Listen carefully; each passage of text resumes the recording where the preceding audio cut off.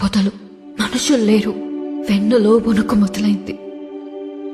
ఏం కావాలరా అని అడిగితే ఒక్క ఛాన్స్ ఇమ్మన్నాడు. ఎలాగో ఎస్కేప్ అయ్యి ఇంటికొచ్చాను గాని వణుకు మాత్రం తగ్గలేదు. సడన్ గా ఒంటరిగా ఉన్నానని అనిపించింది.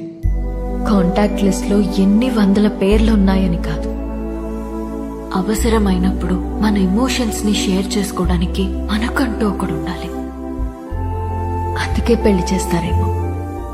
అప్పుడొచ్చింది మెసేజ్ వాడి దగ్గర నుండి, calm down, you're not alone అని.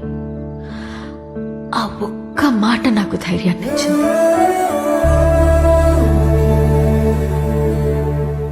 నిద్రపోయే వరకు జోజో పాడమన్నాను. పాడుతూనే ఉన్నాడు. చాలా రోజుల తర్వాత ప్రశాంతంగా పడుకున్నాను.